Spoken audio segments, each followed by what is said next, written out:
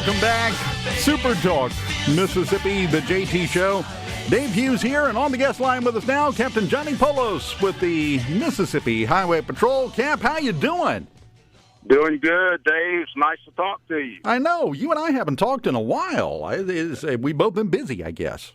You know it. Well, now go ahead, give us the update right up front. How was it this weekend? I know there were a ton of people that were talking about getting out, and what little experience I had with it, which was very minimal because I was kind of a homebody all weekend, it looked like a lot of people followed up on that, and the roads were a little bit busier than they have been for a while. Yeah, you're correct. We did see an increase in traffic over the Memorial Day weekend. As far as the numbers, we could have done better, and we absolutely could have done worse. We did see some cooperation with the motoring public. Unfortunately, we did have 2 fatalities during the period. So we're seeing this increase in traffic, and we know we're going to be dealing with that increase in traffic because now we're getting into the summer months. Exactly. This has traditionally been the starting pistol, if you will, for the summertime travel season. And it looks like it's probably going to be a pretty busy one, I would think, especially after what we've been going through for the last few months. Well, that's correct. We have a lot of people. We discussed this on Super Talk Friday. We have a lot of people that have the shelter in place.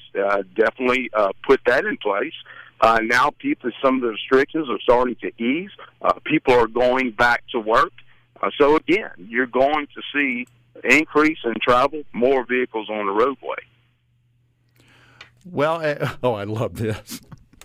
Darius in Tupelo on the C Spire text line said, any chance of him telling us where the officers are going to be posted today? No. Let me answer that for him, Darius. No. Well, when it comes to the checkpoints, we try not to make that a game. We know sometimes it can put motor sets behind. We know they look at it as it's an inconvenience. But, Dave, to be honest with you, those checkpoints are a very important tool that we use to save lives on the roadways of Mississippi. We remove intoxicated drivers. It's also an educational process.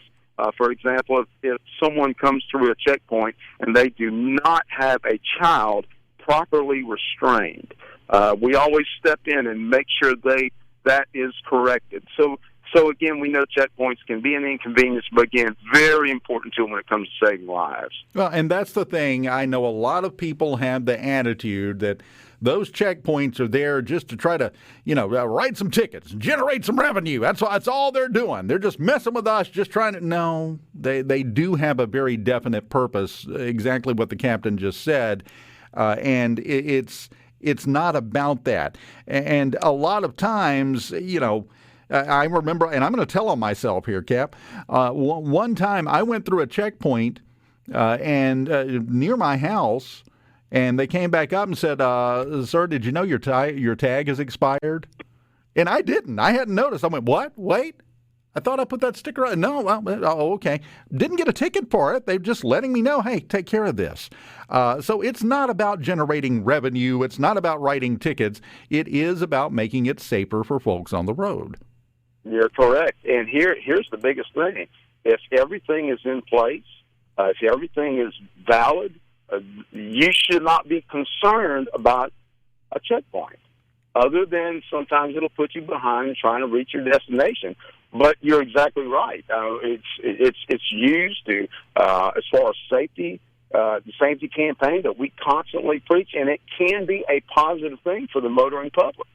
Well, it can be, it should be, and functionally it is on the C Spire text line. Again, from the 601, they said, I'd rather go through a checkpoint because I know I'm legal rather than meet a drunk driver on the road. I've lost many friends to drunk drivers. That's exactly what those are designed to prevent.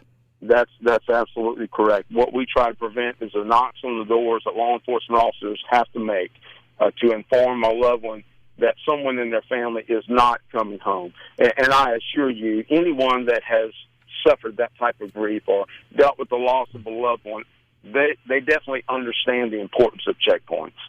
Now, let me ask you, since we're talking about drunk drivers, What did it look like this weekend as far as people having a few too many because they were out post-pandemic quarantine, having a good time and partying, and then they got behind the wheel? Did we see a lot of that this weekend?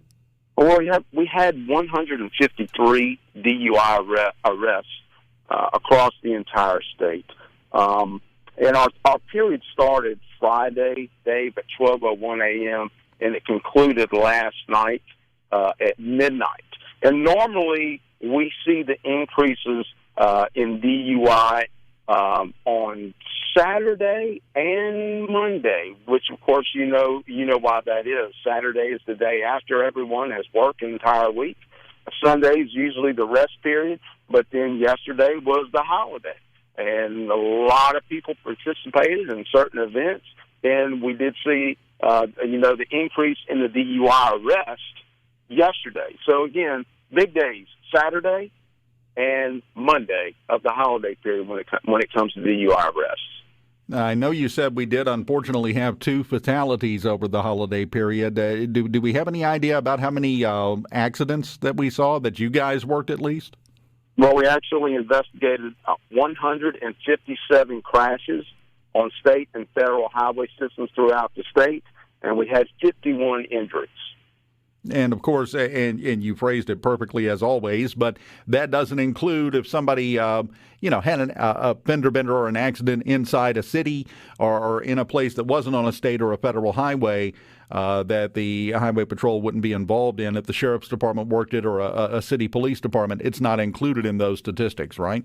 That is correct, along with the DUI numbers and also fatalities. So you would actually have a higher number of crashes statewide as far as law enforcement in general. But again, Dave, and you've always been an advocate when it comes to helping us get the safety message out.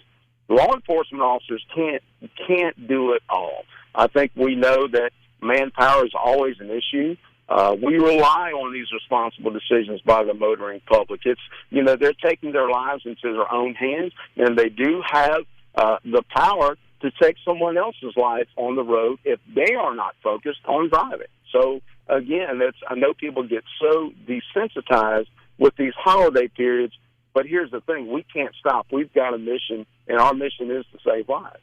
And that's the thing, because I've told you this before. I have for years on the air had what I call Dave's rule of driving. It's just one. If you follow this one, we are in such a better place, and that rule is simple: don't be stupid.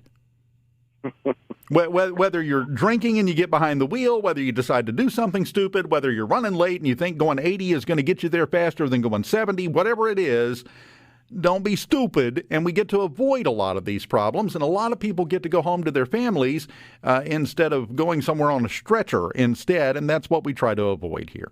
You're absolutely right, Dave. Absolutely right. We always tell people that sometimes we have to make these responsible decisions. You might not be okay with it, but it's better to make those decisions up front than to have to deal with the situation where you're involved in a crash or someone is either injured or unfortunately killed. Somebody from the 601, this is a good question. What's being done about texting and driving? Well, that falls under distracted driving, and there is a law against that, right? Absolutely. There is a law in place, and we enforce that. It's a little tough to do based on how the law is written, but law enforcement officers do the best they can. If you're driving down the road and a law enforcement officer sees you in the process of operating that phone in a manner that they determine can be careless or reckless, legally they can pull you over and issue you a citation. And it just, I don't know, maybe it's me, but it just seems like everybody I pass is doing that. Well, that's unfortunately that's the norm, and what we're dealing with on the roadways. But we're out there, we're trying to prevent it. But again, it takes the public to make that successful. Well, one thing to remember, you do have some people behind you. Jerry in Boonville texted in, said, I think they're doing a good job. At least one thing about it, they're keeping my baby safe. And, that is the mentality we want everyone to have. It's all about family, friends, making it home safely. That is our number one priority. Captain Johnny Poulos, well, it was a long holiday weekend. It's time for you to take a nap, right? Absolutely. Okay. But unfortunately, the phone never stops ringing, Dave. I know the feeling. I'll let you get back to answering it, man. We appreciate your time as always, and keep us updated. If you got anything you need to get out, you know where to come.